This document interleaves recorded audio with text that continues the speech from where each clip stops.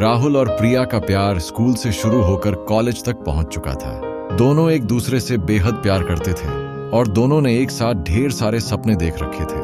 अपनी खुशहाल जिंदगी के राहुल का ये आखिरी साल था। कॉलेज में शाम को मिलने की बात कहकर प्रिया ने फोन काट दिया था। राहुल ने घड़ी देखी तो अभी दिन के 3 बज रहे थे। वह प्रिया से मिलने के लिए बेचैन हो रहा था। आज राहुल ने महसूस किया कि प्रिया की आवाज में एक बेचैनी सी थी। शाम होने को आई थी। अचानक राहुल के घर की घंटी बजी और इससे पहले कि राहुल दरवाजे तक पहुंचता उसकी मां ने दरवाजा खोला। वह प्रिया ही थी। उसने राहुल की मां को नमस्ते किया और सीधे राहुल के कमरे की तरफ बढ़ गई। राहुल की मां को उनके प्यार के बारे में पता था, इसलिए वह मुस्कुराकर रह गई। राहुल की मां ने कहा, राहुल मैं चाय बना रही हूं। राहुल ने कहा, ठीक है मां। फिर राहुल ने प्रिया को गले लगाया। राहुल की बाहों में सिमटी प्रिया ने अचानक अपना सर राहुल की तरफ उठाया। राहुल का जैसे सीना फट गया हो। प्रिया की तरफ देखकर प्रिया की आंखों में आंसू भरे हुए थे। राहुल समझ नहीं पाया कि अचानक से क्या हो गया। फिर उसने सबसे पहले प्रिया के आंसू पोंछे और राहुल ने प्रिया से पूछा, क्या हुआ जान, तुम रो क्यों रही हो? इतना सुनते ही प्रिया जैसे और टूट गई और बिना आवाज के वह और रोने लगी। उसकी आंखों से निकलते आंसू राहुल का सीना चीर रहे थे। राहुल से रहा नहीं गया और उसने सबसे पहले दरवाजा बंद किया ताकि प्रिया के रोने की आवाज कमरे से बाहर न जाए। फिर उसने प्रिया को अपने बिस्तर पर बिठाया और खुद नीचे फर्श पर बैठ गया।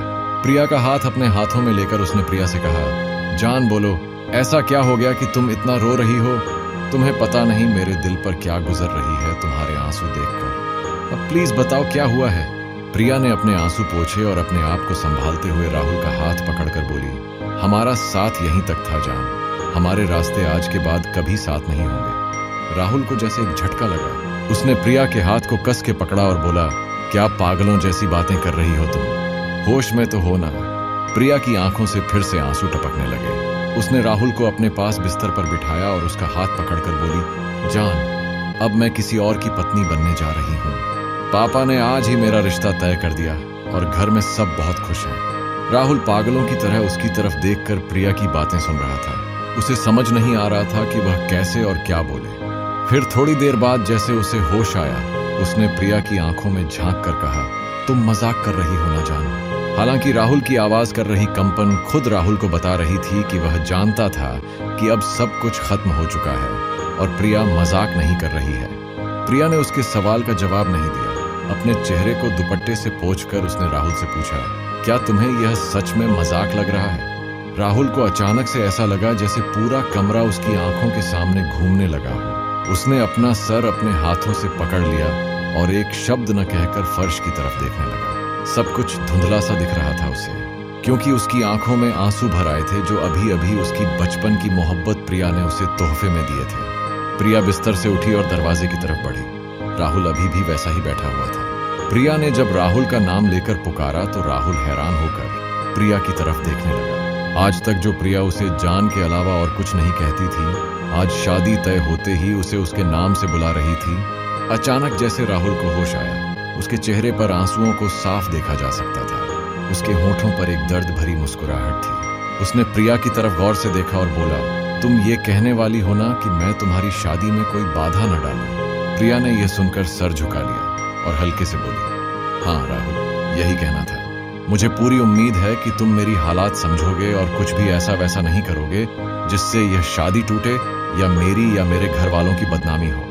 राहुल हैरानी से प्रिया को देखता रह गया। यह था उसके बचपन का प्यार, जिसे यह तक पता नहीं कि वह ऐसा कुछ करने की सोच भी नहीं सकता जिससे प्रिया या उसके घर वालों का कोई नुकसान हो। क्या इतना ही जानती थी प्रिया उसे? राहुल प्रिया से कुछ कहने वाला था मगर फिर रुक गया। उसने प्रिया की तरफ देखते हुए दीवानों की तरह मुस्कुराया और अपने दोनों हाथ प्रिया के सामने जोड़े और फिर दरवाजा खोल दिया। प्रिया जैसे ही कमरे से निकली, उसने देखा कि राहुल की मां वहीं दरवाजे पर खड़ी थी। वह समझ गई कि राहुल की मां ने सब कुछ सुन लिया है। अपना सर झुकाकर प्रिया वहां से चली गई। राहुल की मां ने राहुल के कमरे में चाय रखी और उन्होंने राहुल की तरफ देखा। उसकी मां बेटे का दर्द देख न पाई और बिना कुछ कहे कमरे से निकल गई। फिर राहुल ने चाय के कप को देखा। चाय से निकलती भाप उसे अपने जख्मी दिल के धुएं की तरह लगी। उसे प्रिया का चेहरा याद आ रहा था।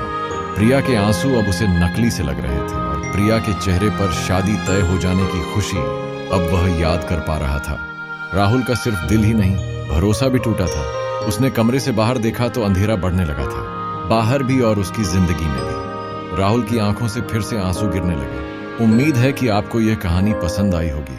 अगर कहानी पसंद आई हो तो हमें कमेंट करके जरूर बताइएगा।